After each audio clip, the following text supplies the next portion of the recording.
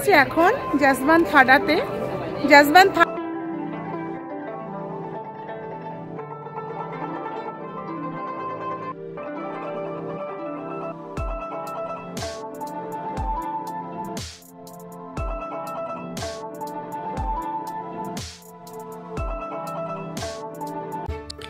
নমস্কার বন্ধুরা, আপনারা সবাই কেমন আছেন? আমি মৈত্রেয়ী। আমার ইউটিউব চ্যানেল এক্সপ্লোর উইথ মৈত্রেয়ীর আর একটা নতুন ব্লগে আপনাদেরকে স্বাগত। আমরা এখন রাজস্থানের যোধপুর শহরে আছি। সকালবেলাটা ঝকঝকে একদম। আমরা বেরিয়ে পড়েছি যোধপুর শহরের কাছেই জসবন্ত থাডা দেখতে। এই জসবন্ত থাডা মেহেরগড় ফোর্ট থেকে মাত্র 2 মিনিটের দূরত্বে অবস্থিত।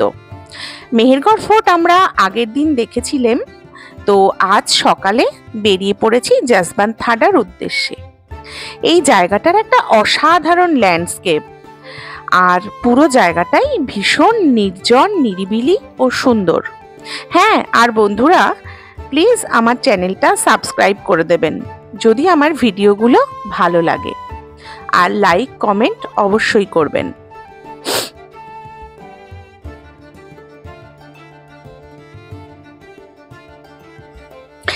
জসবন্ত থাডা ভারতের রাজস্থান রাজ্যের যোধপুর শহরে অবস্থিত একটি সেনোটাফ। এরকম সেনোটাফ রাজস্থানের প্রায় সবকটি শহরেই রয়েছে। মূলত রাজস্থানের রাজারা এই জাতীয় সেনোটাফ নির্মাণ করেছিলেন তাদের পরিবারের কারোর মৃত্যু হলে।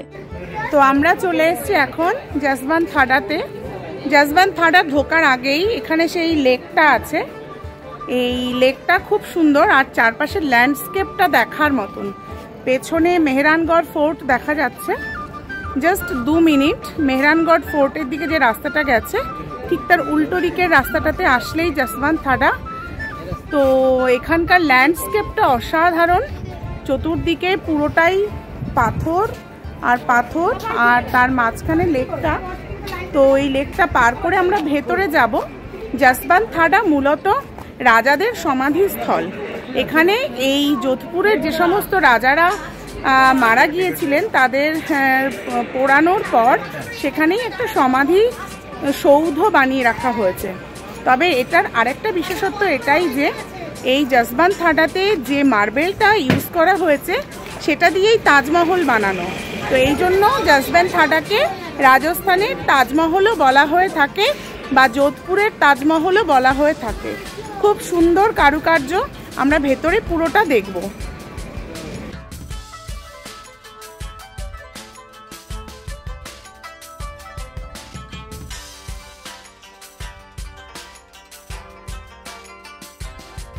জসবন্ত থাডায় ঢোকার একটা এন্ট্রি টিকিট আছে। 30 টাকা ভারতীয়দের জন্য, আর 200 টাকা বিদেশি পর্যটকদের জন্য। আর যদি কেউ স্কুল স্টুডেন্ট হয় তাহলে আই কার্ড দেখালে তার ছাড় আছে। তো জসবন্ত থাডা ভারতবর্ষের রাজস্থানের তাজমহল নামেই পরিচিত। এর পাথরের নিখুঁত কাজ ও এর স্থাপত্যশৈলী অনেকটাই তাজমহলের মতো, সেই জন্য একে রাজস্থানের তাজমহল বলা হয়।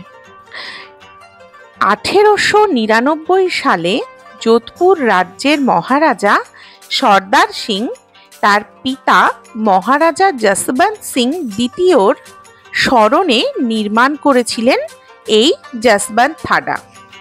এটি মারোয়ারের রাজকীয় রাজ পরিবারের শ্মশান এবং স্মৃতিস্তম্ভ। এই সেনোটাফটি মাকরানা মার্বেলের জটিল খোদাইয়ে তৈরি, এবং এই পাথরের শীটগুলো অত্যন্ত পাতলা।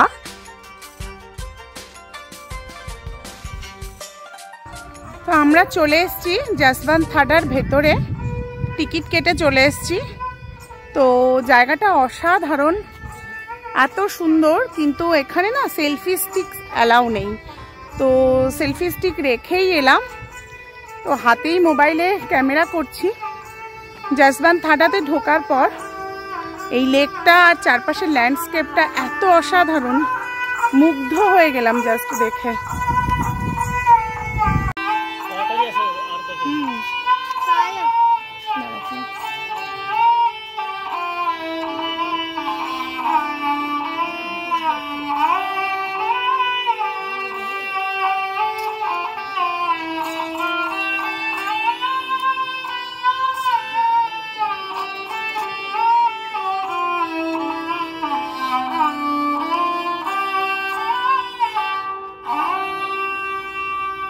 केसरिया बालम आपने बजाया ना?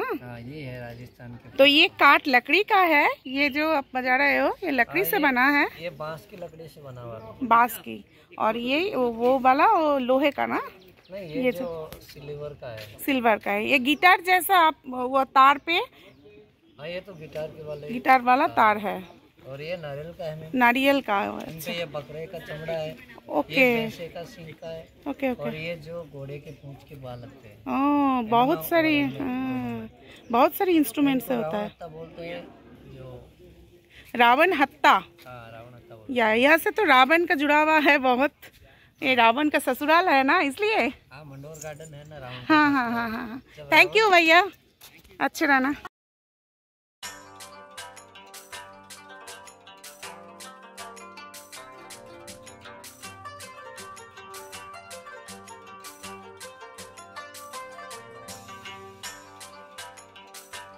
এই স্মৃতি স্মারক মন্দিরটি ঘিরে রয়েছে একটা বিরাট বড় বাগান ও একটি বিরাট হ্রদ। বাগানের মধ্যে আরও 3টি ছোট ছোট সেনোটাফ রয়েছে। আর যশবন্তথাডার সামনের দিকে আরও প্রায় 8-10টি সেনোটাফ রয়েছে।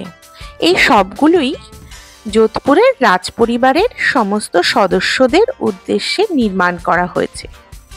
মূল স্মারক মন্দিরটির ভেতরে যোধপুরের সমস্ত শাসক ও মহারাজাদের প্রতিকৃতি রয়েছে। একে রাজস্থানের তাজমহল বলা হয় কারণ এটি একটি স্মৃতিসৌধ এবং মাকরানা মার্বেল দিয়ে তৈরি বা সাদা মার্বেল দিয়ে তৈরি বলে। কি অসাধারণ প্যালেস! আমরা ভেতরে চলে এসেছি যশবন্তথাডার। মার্বেল মানে এই মার্বেলের কাজ না দেখলে বিশ্বাস করা যাবে না, কি মারাত্মক সুন্দর। এবং মার্বেলের রং পুরো দুধের মতন রং, দুধের কালারের থেকেও বোধহয় সাদা এই মার্বেলের রং। এত সুন্দর, মানে অপূর্ব। আর সেই সঙ্গে এখানকার ল্যান্ডস্কেপ, এখানকার মিউজিক সবটা মিলে একদম একটা মোহময়ী পরিবেশ তৈরি হয়েছে। আর অদ্ভুত সুন্দর জায়গাটা, নির্জন এবং দূরে কেল্লা দেখা যাচ্ছে। অদ্ভুত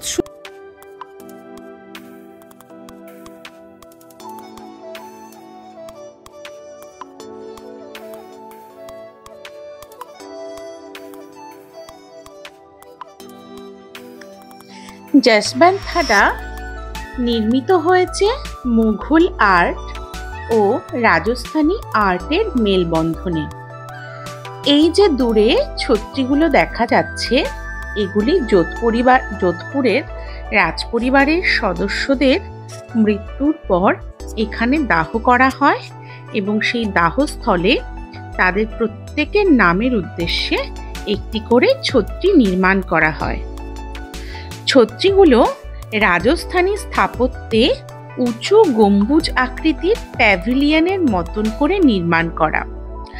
এবং এই জায়গাটি যেহেতু শ্মশান চত্বর এবং একেবারেই ফাঁকা ছিল, আমরা যখন গিয়েছিলাম বেশ একটা গা ছমছমে ব্যাপার ছিল।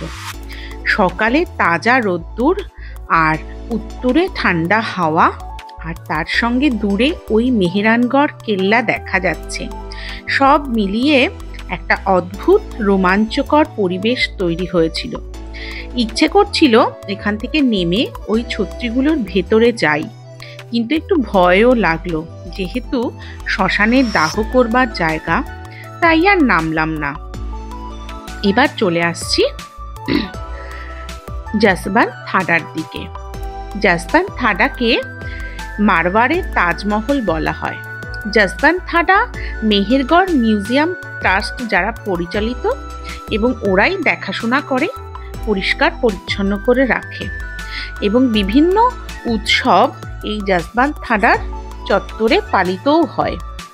এখানে যে মাকরানা মার্বেল ইউজ করা হয়েছে, সেই মাকরানা মার্বেলের দেওয়ালে নানা রকমের মুঘল আর্টের ছোঁয়া রয়েছে।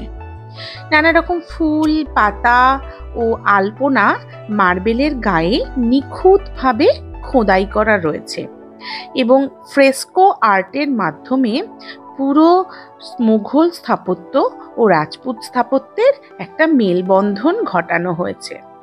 দেখুন পাথরের গায়ে কি নিখুঁত কারুকার্য, চারপাশটা অপূর্ব সুন্দর দুধের মতন ঝলমল করছে। আর প্রাসাদের মাথায় ওই রাজস্থানী স্থাপত্যশৈলীর ছত্রির ডিজাইন করা, আর ভেতরে যে খাম ও গম্বুজের ব্যবহার, সেগুলো রাজস্থানী শিল্পকলারই নমুনা। এই যে মাকরানা মার্বেল, এই মাকরানা মার্বেলে খুব নিখুঁত জালির কাজ হয়। জসবন্ত থাডার ভেতরে এই নিখুঁত জালির কাজটি লক্ষ্য করা যায়। আর এই পাথরের আর একটা বিশেষত্ব হলো, এই পাথর এমনভাবেই পালিশ করা যে সূর্যের আলো এই পাথর ভেদ করে এপাশ থেকে ওপাশে পৌঁছে যায়। জসবন্ত থাডার ভেতরে যে স্মৃতি মন্দিরটি রয়েছে, যেখানে রাজপরিবারের সবার ছবি রয়েছে, তার জন্য আলাদা আলোর প্রয়োজন হয় না। তো আমরা জসবন্ত থাডা দেখে নিলাম। মার্বেলের অসম্ভব সুন্দর কাজ। যারা রাজস্থান ঘুরতে আসছেন বা যোধপুর ঘুরতে আসছেন, এটাকে একদম মিস করবেন না। এই জায়গাটায় অবশ্যই আসবেন। এই জায়গাটা একটা অন্যরকম ফ্লেভার আছে, একদম তাজমহলের মতন ফিলিং দিচ্ছে। অবশ্যই এটাকে আপনার ট্রাভেল ডেস্টিনেশনে রাখুন এবং দেখে সত্যি ভালো লাগবে। এবং এই মার্বেলের কাজ এত অসাধারণ কাজ, এখনো পর্যন্ত যে কটা জায়গা দেখেছি তার মধ্যে সবচেয়ে সুন্দর সাদা মার্বেলের এই কাজ।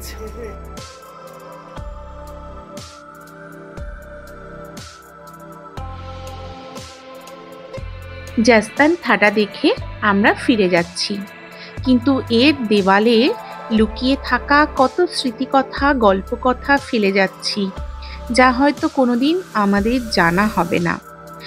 এই প্রাচীন কাল থেকে বিভিন্ন রাজ পরিবারের ভেতরকার কত রহস্য, কত রোমাঞ্চ, কত ভালোবাসা, কত বিষাদ, সব কিছু স্মৃতি করে ফেলে রেখে আমরা এগিয়ে চললাম।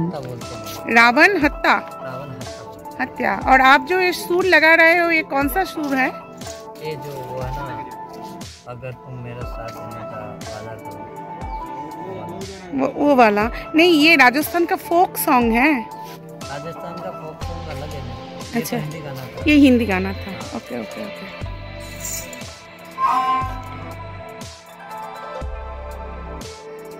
পৃথিবী কত বৈচিত্র্যময়, কত নিভৃতে নির্জনে, কত সুরকার, কত শিল্পী তার সুরের মূর্ছনায় ভরিয়ে তুলছে চারপাশ। এই নির্জন নিরিবিলি শ্মশান প্রাঙ্গণে এই শিল্পী তার সুরের মূর্ছনা তুলছেন। চতুর্দিকে সেই সুর প্রতিধ্বনিত হচ্ছে, আর সেই সুরের সঙ্গে সঙ্গে যেন দীর্ঘ হাজার বছরের রাজ পরিবারের সুখ, দুঃখ, বিষাদের স্মৃতিকথাও চারপাশে ছড়িয়ে পড়ছে। মানুষ মারা গেলে কি বা আর থাকে? থেকে যায় যদি সে বিখ্যাত হয়, তাহলে তার কর্মটুকু। আর যদি সে বিখ্যাত না হয়, তাহলে হয়তো কিছুই না।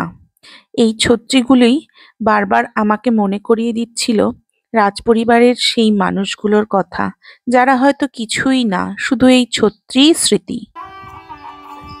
তবুও রাজার আর রাজপরিবারের এই খ্যাতির পেছনে হয়তো কোথাও না কোথাও তাদের অবদান রয়ে গেছে, যার ইতিহাস আজ নিভৃতে কাঁদে। আমরা এরপর চলে যাব মাউন্ট আবু। আজকের মতন যোধপুর আমরা ছেড়ে দেব। সকলে ভালো থাকবেন। আমার চ্যানেলটা ভালো লাগলে প্লিজ সাবস্ক্রাইব করবেন। আমি চেষ্টা করছি রাজস্থানের ইতিহাসকে খুঁটিয়ে খুঁটিয়ে একটু জানার, ভারতবর্ষের গৌরবময় অধ্যায়কে ছুঁয়ে দেখার, ভারতবর্ষের হিন্দু সংস্কৃতি বা নিজস্ব সংস্কৃতি যা কখনো বৈদেশিক আক্রমণের হাতে পরাস্ত হয়নি সেই সংস্কৃতিকে তুলে ধরার। আর রাজস্থানের মাটি আসলে দেশের মাটি, গৌরবময় দেশাত্মবোধের রাজপুতের মাটি। এই মাটির মধ্যে রয়েছে ভালোবাসা, আত্মত্যাগ, গরিমা, দেশপ্রেমের কথা। আমি চেষ্টা করব রাজস্থানের প্রতিটি ব্লগ এইভাবে তুলে ধরার। যদি ভালো লাগে অবশ্যই জানাবেন, কমেন্ট করবেন, সাবস্ক্রাইব করবেন। সকলেই ভালো থাকবেন, সকলকে ভালো রাখবেন। নমস্কার।